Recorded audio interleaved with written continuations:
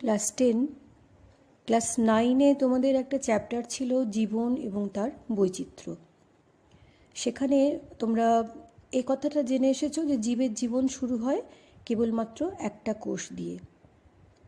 এবার সেই একটা কোষ যদি এমন একটা প্রাণী বা উদ্ভিদের জন্ম দেয় যার দেহ একটা কোষের সমন্বয়ে তৈরি, তাহলে সেই কোষের আয়তন বৃদ্ধি ছাড়া আর কোনো পরিবর্তন হয় না। কিন্তু আমরা জানি পৃথিবীতে এককোষী জীবের থেকে বহুকোষী জীবের সংখ্যা অনেক অনেক বেশি, এবং বহুকোষী জীবের আয়তনও জীবভেদে প্রজাতিভেদে আলাদা আলাদা হয়। তাহলে ওই একটা কোষ থেকে বহুকোষী জীব তৈরি করার জন্য আমার কি দরকার না, অসংখ্য কোষের সৃষ্টি করা দরকার।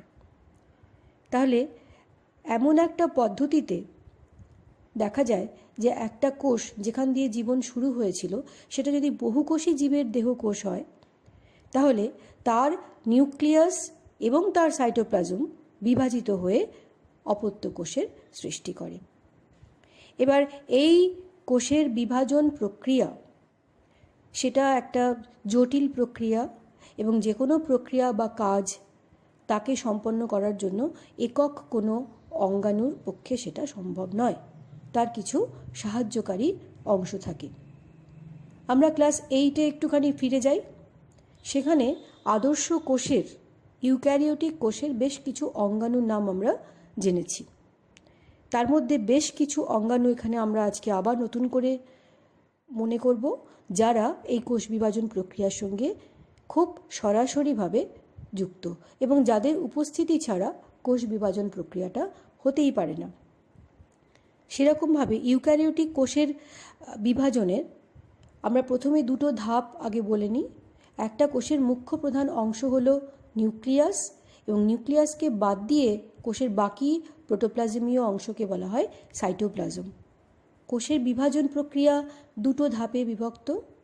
প্রথম ধাপ হচ্ছে নিউক্লিয়াসের বিভাজন। নিউক্লিয়াস শব্দটা গ্রিক শব্দ ক্যারিয়ন, তার অর্থ, সেই ক্যারিয়ন অর্থ হলো নিউক্লিয়াস, যার থেকে ইউক্যারিওটিক কথাটা আমরা এসেছে বা প্রোক্যারিওটিক কথাটা এসেছে। তো এই নিউক্লিয়াসের বিভাজনকে বলা হয় ক্যারিওকাইনেসিস। কাইনেসিস কথার অর্থ হলো বিভাজন।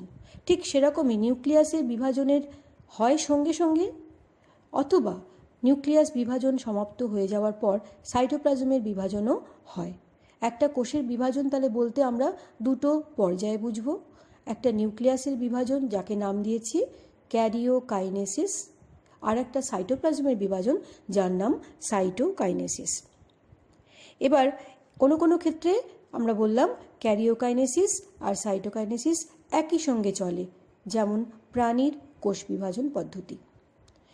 আর আমাদের উদ্ভিদ কোষের ক্ষেত্রে কি হয়, আগে নিউক্লিয়াসের বিভাজন হবে, তারপরে উৎপন্ন অপত্য নতুন নিউক্লিয়াসের মাঝখানে নতুন করে সাইটোপ্লাজমের বিভাজনের পদ্ধতি শুরু হবে। আজকে আমরা কোষ বিভাজন কাকে বলে, কোষ বিভাজনের সঙ্গে সম্পর্কযুক্ত অঙ্গাণুগুলো কী কী, কোষ বিভাজনের প্রয়োজনীয়তা কোথায়, আর মুখ্য প্রধান কোষ বিভাজন যা দিয়ে জীবের দেহের বৃদ্ধি ঘটে সেই প্রকারের কোষ বিভাজন পদ্ধতি নিয়ে আলোচনা করব। যে সমস্ত কোষীয় অঙ্গাণুগুলো কোষ বিভাজন প্রক্রিয়ার সঙ্গে সম্পর্কযুক্ত, সেই রকম প্রথম অঙ্গাণুর নাম হলো নিউক্লিয়াস। আমরা এর আগের ক্লাসে পড়েছি নিউক্লিয়াসের মধ্যে যে ক্রোমাটিন জালিকা, যা কিনা পরে ক্রোমোজোম আকার ধারণ করে, কোষ বিভাজনের ঠিক আগে নিউক্লিয়াসের মধ্যে এই ক্রোমাটিন জালিকায় উপস্থিত আমরা নিউক্লিক অ্যাসিডের নাম জেনেছি ডিএনএ, তার পরিমাণটা দ্বিগুণ হয়ে যায় এবং কোষের বিভাজন শুরু হয়। প্রাণী কোষে নিউক্লিয়াসের খুব কাছাকাছি একটা উজ্জ্বল ঘন গোলাকার দুটো অংশ থাকে, তোমরা জানো তার নাম হলো সেন্ট্রোজোম। আর একটা অঙ্গাণুর নাম শুনেছ মাইক্রোটিবিউলস। সেন্ট্রোজোমগুলোর মধ্যে থাকে দুটো সেন্ট্রিওল, যাদের চারদিকে থাকে অ্যাস্ট্রাল রেজ। উদ্ভিদ কোষে কিন্তু সেন্ট্রোজোমের কোনো উপস্থিতি নেই, কিন্তু প্রাণী কোষে ক্যারিওকাইনেসিসের জন্য এই অ্যাস্ট্রাল রশ্মিগুলো থেকে মাইক্রোটিবিউলগুলো এবং উদ্ভিদ কোষে সেন্ট্রোজোমের অনুপস্থিতিতে প্রোটোপ্লাজম থেকেই কিছু মাইক্রোটিবিউলগুলো নির্দিষ্ট রীতিতে সজ্জিত হয়ে একটা বিশেষ ধরনের যন্ত্র গঠন করে, যার নাম হলো বেম বা মাকু বা স্পিন্ডল। পটল যেমন দেখতে হয়, মাঝখানটা চওড়া, দুপ্রান্ত সরু। একটা পটলের 3 ডাইমেনশন ফিগার চিন্তা করো, একটা মাকু সুতো কাটার যন্ত্র, তার থেকে নাম হয়েছে ওরকমই আকৃতি বলে। বেম যন্ত্রটা অনেকটা ওরকমই দেখতে। তো এই বেম যন্ত্রগুলো তৈরি করবার জন্য প্রাণী কোষের বিভাজনের ক্ষেত্রে মুখ্য প্রধান ভূমিকা কে নেয়? সেন্ট্রোজোম। উদ্ভিদ কোষের ক্ষেত্রে সেন্ট্রোজোম নেই, সেখানে ভূমিকা কে নেয়? না সাইটোপ্লাজম। তাহলে প্রাণী কোষের বেম যন্ত্রকে বলা হবে সেন্ট্রিওলার স্পিন্ডল, আর উদ্ভিদ কোষের বেম যন্ত্রকে বলা হবে সাইটোপ্লাজমিক স্পিন্ডল। এই স্পিন্ডলটার তৈরি করতে গেলে মাকুটারকে অনেকটা পৃথিবীর গঠনের সঙ্গে তুলনা করে দু প্রান্তকে বলা হয় দুটো মেরু, আর মাঝখানে চওড়া অঞ্চলটাকে বলা হয় বিষুব অঞ্চল। তো ওই ওপর থেকে নিচ পর্যন্ত মাকুর দুটো মেরুকে সংযুক্ত করে মাইক্রোটিবিউলসগুলো। তারা ছোট ছোট ছোট ছোট পার্টসগুলো যুক্ত হয়ে হয়ে একটা মেরু থেকে আর একটা মেরু পর্যন্ত বিস্তৃত হয়ে মাকুর আকার ধারণ করে, এবং সেই তন্তুগুলোকে বলা হবে আমার কন্টিনিউয়াস ফাইবার। এবার এই মাকুর সঙ্গে আমরা এর পরবর্তীকালে কোষ বিভাজনের পর্যায়গুলো দেখব।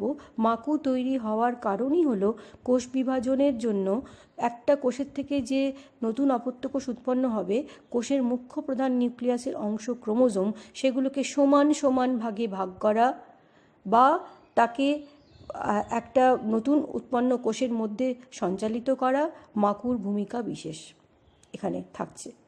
এরপরে আর একটা অংশের নাম পাবো আমরা, প্রাণীকোষ বলো বা উদ্ভিদ কোষ বলো, রাইবোজোম। কোষ বিভাজনের ঠিক আগে এখানে প্রোটিন বা আমরা যে পড়েছি নিউক্লিক অ্যাসিডে হিস্টোন, নন হিস্টোন প্রোটিন ইত্যাদি নানা রকমের যে প্রোটিনগুলো রয়েছে, কোষের আয়তন বৃদ্ধি পাওয়া এবং ক্রোমোজোম থেকে ক্রোমাটিড সৃষ্টি হওয়া, সব কাজে কার ভূমিকা? রাইবোজোমের। এবার কোষ বিভাজন একটা প্রক্রিয়া, একটা কাজ। জীবকোষের যে কোনো কাজ আমরা যেমন বলেছি, সেই কাজ যতটুকুই করি তার জন্য শক্তি ব্যয় করা দরকার। সেই শক্তির উৎস হিসাবে কে থাকছে? মাইটোকন্ড্রিয়া। মাইটোকন্ড্রিয়া প্রোটিন তৈরিতে সাহায্য করে, মাকুযন্ত্র তৈরি করতে সাহায্য করে, মাকুযন্ত্রের সঙ্গে ক্রোমোজোমগুলোকে মেরুর দিকে যেতে সাহায্য করে। এইভাবে তাহলে কোষ বিভাজনের সঙ্গে সম্পর্কযুক্ত অংশগুলো কী কী এবং তারা কী কী ভূমিকা পালন করে, এবং এর মধ্যে একটা বিশেষ অংশ আমি বললাম সেন্ট্রোজোম, যা কিনা প্রাণী কোষের প্রসঙ্গে উচ্চারিত হবে, উদ্ভিদ কোষের বেলায় হবে না। ওইখানে একটুখানি তোমরা মনে রাখার চেষ্টা করো। এবার এই কোষ বিভাজনের তাৎপর্যটা কি? কেন একটা কোষ বিভাজিত হয়? একটা কারণ তো আমরা জানতেই পেরেছি যে বহুকোষী জীবের সৃষ্টিতে একটা কোষ যথেষ্ট নয়। সেই জন্য বহুকোষী জীবের প্রতিরূপ গঠনের জন্য একটা কোষ থেকে ক্রমাগত বিভাজনের মাধ্যমে একটা কোষ থেকে দুটো, দুটো থেকে চারটে, এইভাবে কোষ বিভাজিত হয়ে চলেছে। সবসময় মাথায় রাখবে, একটা কোষ একবারে বিভাজিত হয়ে একসঙ্গে দুইয়ের বেশি কোষ উৎপন্ন করতে পারে না, যদি সেটা নিয়ম মেনে কোনো কোষ বিভাজন পদ্ধতি হয়। তাহলে আমরা মূলত কোন কোন কাজের জন্য কোষ বিভাজন হয় একটুখানি দেখে নিই।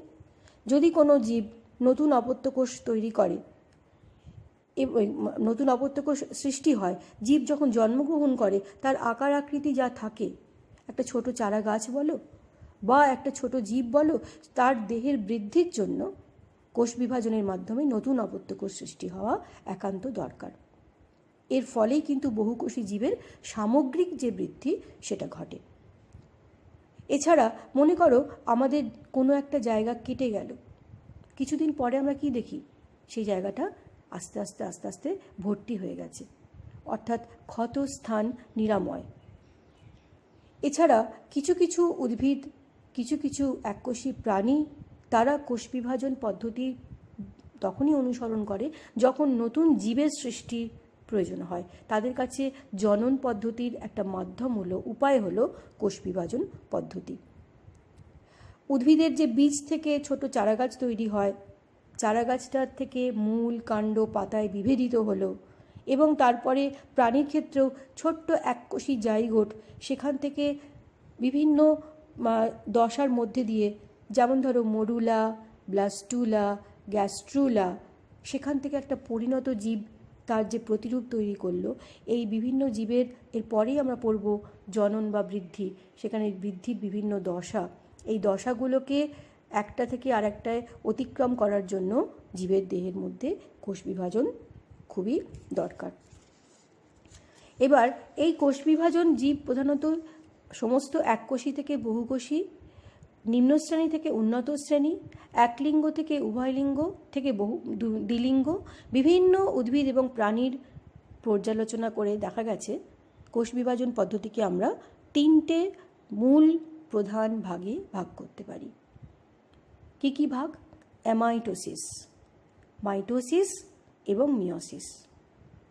আমরা আজকে অ্যামাইটোসিস জানব, আমরা মাইটোসিস জানব। মাইটোসিসের কোষ বিভাজনের পদ্ধতির পূর্ণ বর্ণনা আমরা জানব। তোমাদেরকে বলা হয়েছিল মাইটোসিস কোষ বিভাজন পদ্ধতির নিউক্লিয়াস বিভাজনের বিভিন্ন দশাগুলোর ছবি এঁকে রাখতে। তার সঙ্গে তোমরা মিলিয়ে নিয়ে আমার এই আলোচনাটা শুনছো, আমি এটাই আশা রাখব। মিয়োসিস বিভাজন কাকে বলে জানব, কিন্তু মিয়োসিস নিয়ে বেশ কিছু ধারণা আমরা পরের ক্লাসে আলোচনা করব।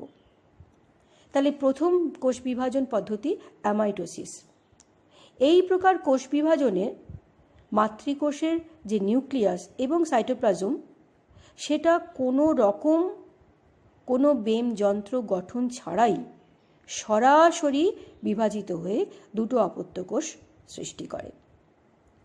এখানে একটা কথা বলেছি সরাসরি, আর একটা বলেছি বেমযন্ত্র গঠিত হয় না, অর্থাৎ এটা হলো অনুন্নত শ্রেণীর কোষ বিভাজন পদ্ধতি। অ্যামাইটোসিস পদ্ধতি অনুন্নত শ্রেণীর কোষ বিভাজন পদ্ধতি। এখানে নিউক্লিওলাস, নিউক্লিয় পর্দার অবলুপ্তি ঘটে না, কোষের মধ্যে বিভিন্ন প্রকারের দশা ভেদ থাকে না, বেমযন্ত্র গঠিত হয় না। তাহলে অ্যামাইটোসিসের বৈশিষ্ট্যগুলো কি কি, এখান থেকে তোমরা উত্তর পাবে। সেই জন্য অ্যামাইটোসিসকে একটা বিশেষ অন্য নামে ডাকা হয়, বলা হচ্ছে প্রত্যক্ষ কোষ বিভাজন পদ্ধতি, ডাইরেক্ট কোষ বিভাজন পদ্ধতি। কারা অনুসরণ করে? বিভিন্ন অনুন্নত শ্রেণীর জীব, যেমন ইস্ট, যেমন অ্যামিবা, যেমন কিছু ব্যাকটেরিয়া। ছবিতে দেখো একটা ইস্টের অ্যামাইটোসিস পদ্ধতি এখানে দেখানো হয়েছে। সেখানে একটা কোষ তার দু প্রান্ত থেকে হঠাৎ করে কনস্ট্রিকশন শুরু হলো এবং সেই কনস্ট্রিকশনটা নিউক্লিয়াসের দিকে ক্রমশ অগ্রসর হতে শুরু করলো। তারপরে সেটা নিউক্লিয়াসের কিছু অংশ এবং সাইটোপ্লাজমের কিছু অংশকে দুদিকে আলাদা করে দিয়ে দুটো নতুন অপত্য কোষ তৈরি করলো। এর পরের কোষ বিভাজন পদ্ধতি মাইটোসিস। এখানে কিন্তু দেহমাতৃকোষ যে বিভাজিত হবে, বিভাজিত হয়ে আমরা একটু আগে বলেছি একটা কোষ থেকে একসঙ্গে দুটো কোষ উৎপন্ন হবে, যাদের অপত্য কোষ বলে। মাইটোসিস কোষ বিভাজন পদ্ধতিতে দেহমাতৃকোষ বিভাজিত হয়ে সম আকৃতি, সমগুণ সম্পন্ন দুটো অপত্য কোষ সৃষ্টি করে এবং উৎপন্ন অপত্য কোষে মাতৃকোষের সমসংখ্যক ক্রোমোজোম সংখ্যা বর্তমান থাকে। কিছু কথা আমি আবার রিপিট করছি। যে প্রকার কোষ বিভাজনে দেহমাতৃকোষ একবার বিভাজিত হয়ে সমসংখ্যক ক্রোমোজোম যুক্ত দুটি অপত্য কোষ তৈরি করে, যারা আকৃতির দিক থেকে, প্রকৃতির দিক থেকে মাতৃকোষের হুবহু হয়, তাকেই বলা হয় মাইটোসিস বা পরোক্ষ কোষ বিভাজন পদ্ধতি। কেন পরোক্ষ বলছি আমরা একটু পরেই বুঝতে পারব। এই প্রকার কোষ বিভাজন পদ্ধতিতে মাকু যন্ত্রের গঠন বিশেষ একটা পদ্ধতি। কোথায় হয়? যে কোনো প্রকার কোষ বিভাজন, মনে রাখবে, যে কোষ বিভাজিত হয় তাকে বলা হয় মাতৃকোষ। তার আগে একটা কথা বসিয়ে নাও, শব্দ বসিয়ে নাও, দেহ। মাইটোসিসের ঘটনাস্থল হলো যে কোনো দেহ মাতৃকোষ। উদ্ভিদের ক্ষেত্রে বিভিন্ন প্রকার তার বর্ধনশীল যে অঞ্চলগুলো, যেমন ধরো কাণ্ডের অগ্রভাগ, পাতার অগ্রভাগ, মূলের অগ্রভাগ। আর প্রাণীর মধ্যে খুব নিম্ন শ্রেণীর প্রাণী শৈবাল, ছত্রাক, এটা উদ্ভিদের মধ্যেই পড়ছে। এখানে রেণু মাতৃকোষে আর উদ্ভিদের যে ডিম্বক, যার থেকে বীজ উৎপন্ন হয়, সেখানে নিউক্লিয়াসে, এবং যে কোনো প্রকার জীবেরই আমাদের দেহকোষ এই প্রকার কোষ বিভাজন প্রক্রিয়া অনুসরণ করে। আর এক প্রকারের কোষ বিভাজন পদ্ধতির নাম বলেছি, যা হলো মিয়োসিস। মিয়োসিস কোষ বিভাজন এমন একটা কোষ বিভাজন যেখানে একটা কোষ বিভাজন শুরু করার পর একসঙ্গে দুটো কোষ উৎপন্ন করলো, বিভাজন থেমে গেল না, ওইখানে আবার যে নতুন উৎপন্ন কোষগুলো, অপত্য কোষগুলো, তারা আবার বিভাজিত হলো, তবে আমি মিয়োসিস কোষ বিভাজনকে বলবো সম্পূর্ণ হলো। তাহলে মাইটোসিস কোষ বিভাজনে দেহ মাতৃকোষ একবার মাত্র বিভাজিত হয়, আর মিয়োসিস কোষ বিভাজনে যে মাতৃকোষ বিভাজিত হচ্ছে সে দুবার বিভাজিত হয়। তাহলে একবারে যদি দুটো কোষ উৎপন্ন করে, দুবারে কটা কোষ উৎপন্ন হবে? 4টে। তাহলে মাইটোসিসের কোষ বিভাজনের ফলে তার দুটো কোষ উৎপন্ন হয় অপত্য, আর মিয়োসিসের ক্ষেত্রে হয় 4টে অপত্য কোষ।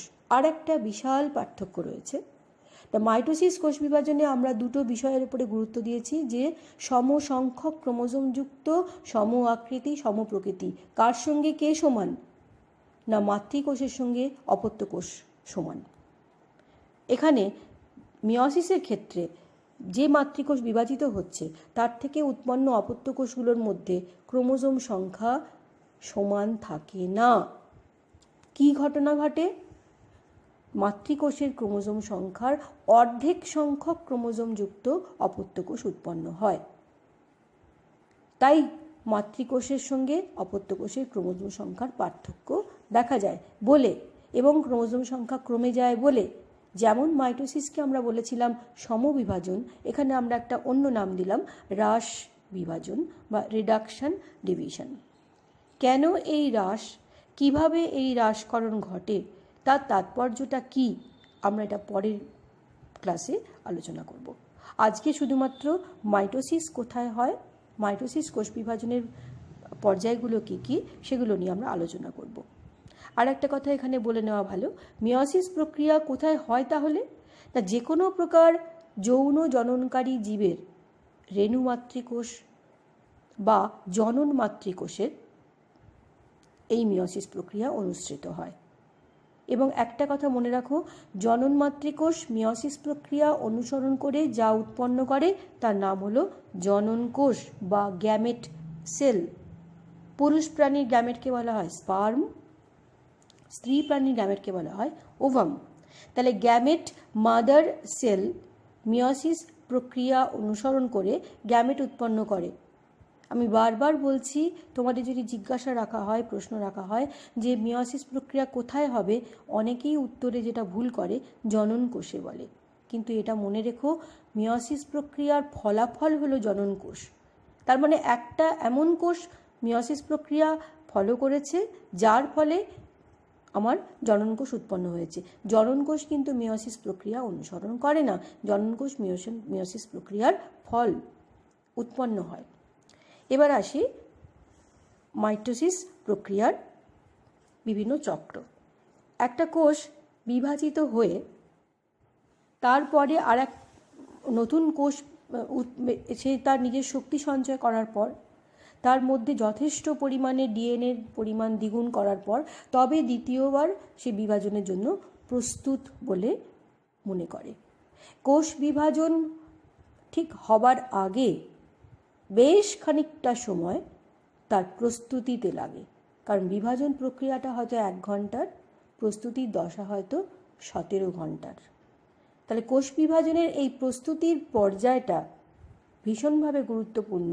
কেন না, একটা কোষ বিভাজিত হওয়া মানে তার নিউক্লিয়াসের বিভাজন, সাইটোপ্লাজমের বিভাজন, এবং নতুন অপত্য কোষগুলোর মধ্যে নিউক্লিয়াসের ভেতরে ক্রোমোজোমের সংখ্যা তাকে সমান সমানভাবে ভাগ রাখা এবং সাইটোপ্লাজমকে ভাগ করা, এই দুটোই সমান গুরুত্বপূর্ণ।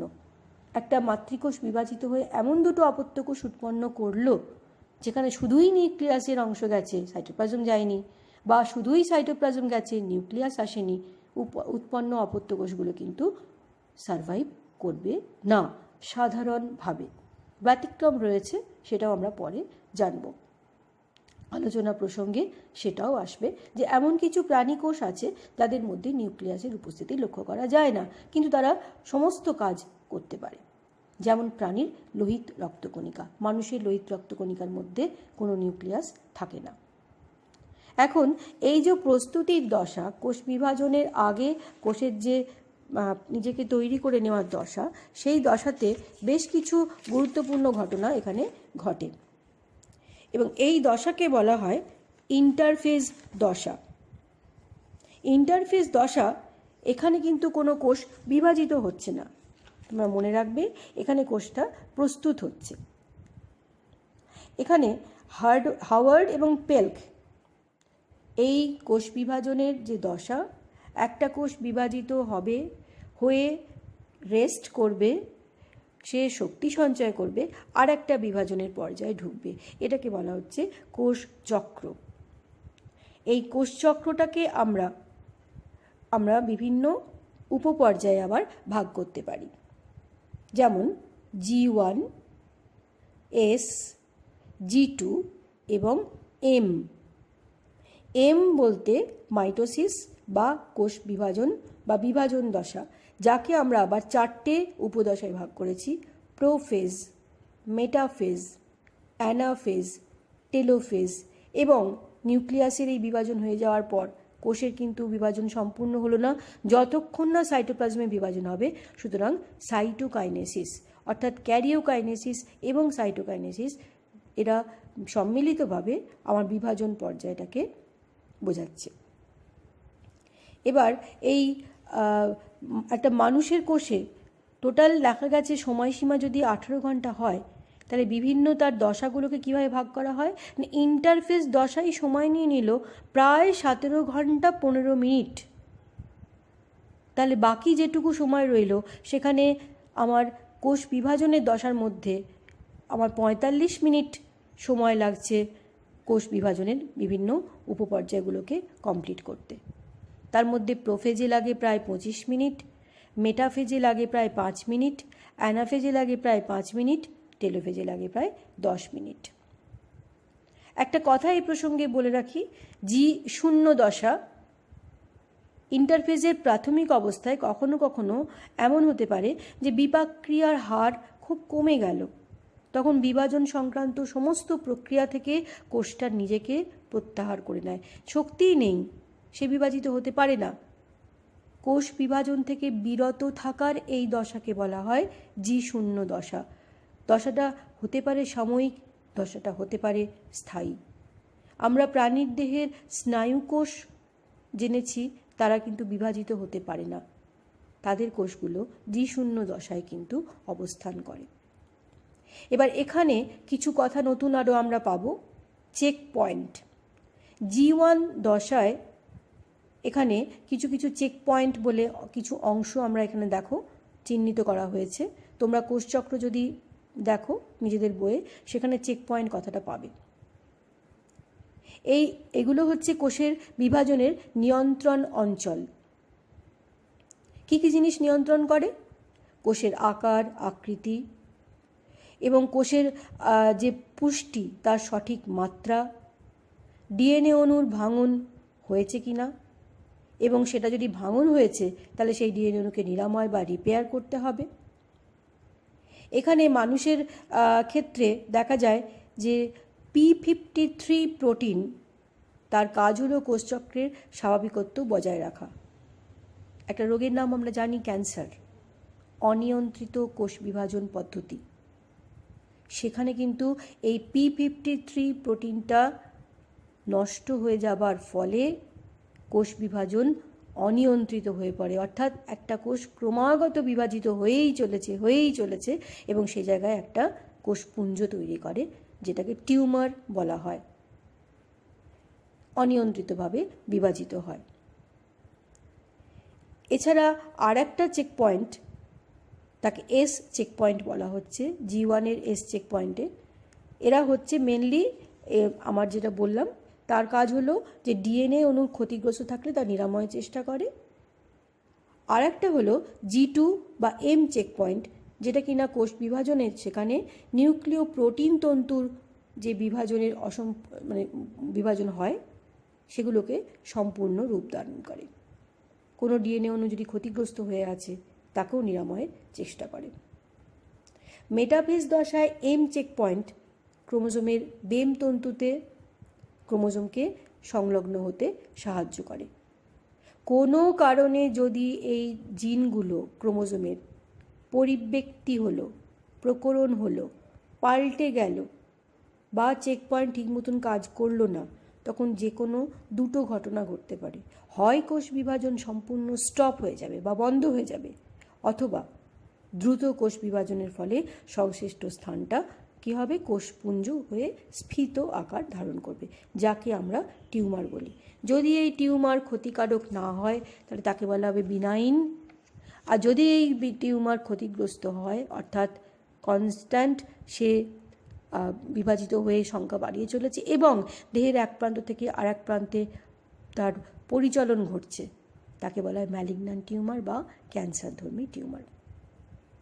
এইবার মাইটোসিস কোষ বিভাজনের যে পর্যায়গুলো, তাকে আমরা দুটো পর্যায়ে ভাগ করেছি। প্রথমত নিউক্লিয়াস বিভাজন পর্যায়, দ্বিতীয়ত সাইটোপ্লাজমের বিভাজন পর্যায়।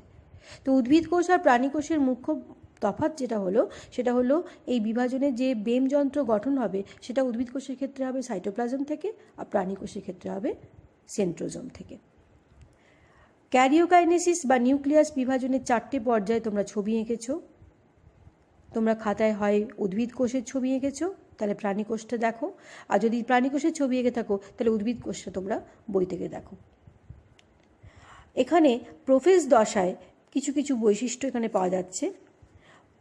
প্রধানত কি হয়, যত দশাটা এগিয়ে চলে, আমরা দেখছি নিউক্লিয়াসের মধ্যে এর আগের দিনই বলেছি বিভাজনের ঠিক আগে সমস্ত ক্রোমোজোমগুলো নিজেদের মধ্যে জড়িয়ে একটা কুণ্ডলীর আকারে অবস্থান করে। যত কোষ বিভাজন এগোতে থাকবে তত এদের পরস্পরের থেকে ক্রোমোজোম তন্তুগুলো নিজেদেরকে সরিয়ে আনে এবং জটটা খুলতে থাকে। তার ফলে তাদেরকে দৃশ্যমান বলে মনে হয় এবং প্রত্যেকটা ক্রোমোজোম দুটো করে ক্রোমাটিড দিয়ে তৈরি, সেটা বুঝতে পারা যায়। ক্রোমোজোমগুলো নিজেদের মধ্যে কুণ্ডলীকৃত হয়, যাকে বলে স্পাইরালাইজেশন। এবং কোষের ওই নিউক্লিয়াসের মধ্যে জলের পরিমাণ কমতে থাকে, যাকে বলে ডিহাইড্রেশন বা জল নিরুদন প্রক্রিয়া। ক্রোমোজোমগুলো ক্রমশ স্পষ্ট হয়। নিউক্লিয়াসের বাকি যে অংশ, নিউক্লিয় পর্দা, নিউক্লিওলাস, ক্রমশ অবলুপ্ত হতে থাকে। অবলুপ্ত হওয়া মানে প্রোটোপ্লাজমের মধ্যে মিশে যাওয়া। পরের দশা মেটাফেজ, খুব ক্ষণস্থায়ী একটা দশা। ক্রোমোজোমগুলোর যে ক্রোমাটিডগুলো সেগুলো, এখানে কিন্তু একটা ঘটনা দেখো, ছবি এঁকেছো তোমরা, বেম যন্ত্র কিন্তু গঠন সম্পূর্ণ হয়ে গেছে। এবং ক্রোমোজোমগুলোকে আমরা প্রথমে দেখছিলাম তারা এলোমেলো ছিল, কিন্তু মেটাফেজ দশায় যদি বেম যন্ত্রকে আমরা দুটো মেরু চিহ্নিত করতে পারি, যদি তার বিষুব অঞ্চল চিহ্নিত করতে পারি, তাহলে দেখো একটা কোষে যতগুলো ক্রোমোজোম ছিল তারা ক্রোমাটিড অবস্থায় বেম যন্ত্রের মধ্যে কিছু কিছু সুতোর সঙ্গে নিজেদেরকে আটকে ফেলেছে। এই সুতোগুলো যারা ক্রোমোজোমকে বহন করে তাদের বলে ক্রোমোজোমাল ফাইবার।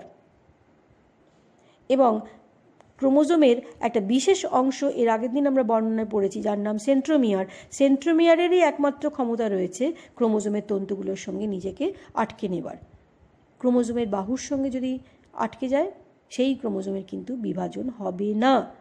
তাহলে কোষ বিভাজন প্রক্রিয়াতে নিউক্লিয়াস বিভাজন পর্যায়ে সেন্ট্রোজোমের ভূমিকা প্রাণী কোষের ক্ষেত্রে, আর সেন্ট্রোমিয়ারের ভূমিকা কোষ বিভাজনের ক্ষেত্রে যদি জিজ্ঞাসা করা হয় তাহলে কিন্তু তোমরা এখান থেকে উত্তর করতে পারবে।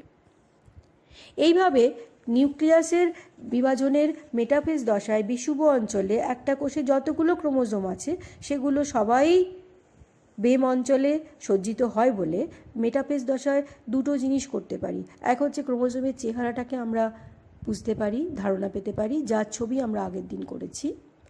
আর একটা হলো একটা কোষে কতগুলো ক্রোমোজোম আছে সেই ক্রোমোজোমের সংখ্যাটাকেও আমরা তাড়াতাড়ি গুনে ফেলতে বলতে পারি। এরপরে বেমযন্ত্র গঠন করার জন্য বেমের দুই মেরু থেকে তারা মাইক্রোটিবিউলসগুলো যুক্ত হয়ে বেমতন্তু দিয়ে তৈরি করে বেমযন্ত্রের গঠন সম্পূর্ণ করেছিল। এর পরবর্তী দশায় দেখা যাবে প্রত্যেকটা মাইক্রোটিবিউল যে মেরু থেকে বেরিয়েছে সেই মাইক্রোটিবিউল নিজের মেরুর দিকে যেতে শুরু করেছে।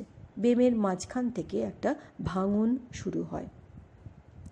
এই ভাঙনের ফলে এতক্ষণ পর্যন্ত ক্রোমোজোমগুলো ক্রোমাটিড দশায় সেন্ট্রোমিয়ার অঞ্চলটাকে অবিভক্ত অবস্থায় যুক্ত হয়েছিল, কিন্তু দুপ্রান্তের বেমতন্তু দুটো মেরুর দিকে যাচ্ছে, অর্থাৎ বিপরীতমুখী, এবং যাওয়ার যে টানটা সেটা কিন্তু সমান, অর্থাৎ বিপরীতমুখী চলনের ফলে ক্রোমোজোমীয় তন্তুগুলোর বেমতন্তুর ক্রোমোজোমীয় এই মেরুর দিকে চলনের ফলে আধা সেন্ট্রোমিয়ার আধা ক্রোমোজোমের ক্রোমাটিড দুই মেরুর দিকে যেতে শুরু করে। এবং দেখো, এই কারণেই এই বেমযন্ত্রের বেমতন্তুর ছোট হওয়ার কারণে যে দশায় ক্রোমোজোমগুলো ক্রোমাটিড অবস্থায় মেরুর দিকে গমন শুরু করে সেই দশার নাম অ্যানাফেজ, এবং এই গমনটাকে বলে অ্যানাফেজীয় গমন। তার ফলে একটা ক্রোমোজোমের আধা ক্রোমাটিড এক মেরুতে, আধা ক্রোমাটিড অন্য মেরুতে। নিউক্লিয়াসের বিভাজন কিন্তু প্রায় শেষের দিকে আমরা চলে এসেছি। লাস্ট দশা, শেষ দশা, তাকে বলা হচ্ছে টেলোফেজ। এখানে ধীরে ধীরে মেরুতে সমস্ত ক্রোমাটিনগুলো এবার কুণ্ডলীগুলো খুলে গেল। এর আগে হয়েছিল স্পাইরালাইজেশন, এবার হলো ঠিক উল্টো ডিস্পাইরালাইজেশন। তার ফলে আবার ক্রোমোজোমগুলোকে আমরা জট পাকানো অবস্থায় দেখতে পাবো। হারিয়ে গিয়েছিল নিউক্লিয় পর্দা, নিউক্লিওলাস, তারা আবার আবির্ভূত হলো এবং এখানে বেমতন্তুগুলোর অবলুপ্তি ঘটল। এইভাবে শেষের দিকে এসে দুটো নতুন নতুন নিউক্লিয়াস সদৃশ অংশ তৈরি হলো কোষের নিজস্ব পরিধির মধ্যেই, যাকে বলা হচ্ছে অপত্য নিউক্লিয়াস। এবার যতক্ষণ না আমার সাইটোপ্লাজম এদের চারপাশে ঘিরে ধরছে, কোষ বিভাজন পদ্ধতি কিন্তু সম্পূর্ণ হলো না। উদ্ভিদ কোষের ক্ষেত্রে এই নিউক্লিয়াস তৈরি হয়ে যাওয়ার পরেই ঠিক তার মাঝখানে ওই বেমযন্ত্রের জায়গাটাতে বিশেষ কিছু পদার্থ জমে সেখানে তৈরি করে ফ্রাগমোপ্লাস্ট, তৈরি হয় কোষপাত। এবং এরা আস্তে আস্তে দুটো প্রান্তের দিকে এগোতে থাকে, যার ফলে এই সেল প্লেট বা কোষপাত গঠনের মাধ্যমে সাইটোকাইনেসিস হয়ে যায়। আর প্রাণী কোষের কী হয় না, বেমের ঠিক এই আমাদের যখন কোষ বিভাজন চলছে তখনই ওই আমাদের কোষের বাইরে থেকে যে দুটো অংশ থাকছে মাঝখান বরাবর, তারা ক্রমশ নিউক্লিয়াসের দিকে এগিয়ে যাচ্ছে। এই পদ্ধতিকে বলা হয় ক্লিভেজ পদ্ধতি। এখানে কোনো স্থূল কোষপ্রাচীর বা কোনো সেলপাত বা কিচ্ছু তৈরি হয় না। অ্যানাফেজের শেষ দিকে সাইটোপ্লাজম বিভাজন আরম্ভ মোটামুটি শুরু হয়ে যাচ্ছে এবং স্টেম বডি তৈরি হয়। স্টেম বডি তৈরি হওয়ার আগেই কোষের নিউক্লিয়াসের মাঝখানে দুই দিক থেকে কোষ পর্দার ভেতর দিকে ভাঁজ হতে বা খাঁজ হতে শুরু করে। ক্রমশ খাঁজটা গভীর হয়, সবশেষে সাইটোপ্লাজমগুলো দুটো খণ্ডে বিভক্ত হয়। তাহলে আমাদের আলোচনার শেষে আমরা দেখতে পাচ্ছি কি, যে একটা কোষ, ধরো 4টে ক্রোমোজোম নিয়ে কাজ শুরু করা হয়েছে। তোমাদের বইয়ের ছবিতে যার যা আছে দেখো, যেগুলো এঁকেছ। এবং এটা মাথায় রাখবে যে যখনই আমরা কোষ বিভাজনের ছবি আঁকবো তখন আমরা 2-এর গুণিতকে মিনিমাম 2টো বা 4টে বা 6টা 2-এর গুণিতকের ক্রোমোজোম সংখ্যা নেব। কেন না, দেহমাতৃকোষে সবসময় জোর ক্রোমোজোম থাকে বলে আমরা 2-এর গুণিতকে ক্রোমোজোম সংখ্যাকে নিয়ে কাজ শুরু করব। এবং কোষ বিভাজনের শেষে এসে দেখব যে দুটি কোষের, নতুন অপত্য কোষের মধ্যে যদি প্রত্যেকটা ক্রোমোজোমকে প্রতিটি দশার মধ্যে দিয়ে আমরা অতিবাহিত করাই, তাহলে কিন্তু নতুন অপত্য কোষগুলোর মধ্যেও ক্রোমোজোম সংখ্যা একই থাকবে। যেহেতু ক্রোমোজোম সংখ্যা এক থাকবে, সুতরাং দুটো কোষ যারা উৎপন্ন হলো অপত্য কোষ, তারা মাতৃকোষের মতন কি হবে, সম আকৃতি সম্পন্ন এবং সম গুণ সম্পন্ন। মাইটোসিস কোষ বিভাজন কাকে বলে, কিভাবে তার পর্যায়গুলো হয়, এই পর্যন্ত তোমরা করে রাখবে।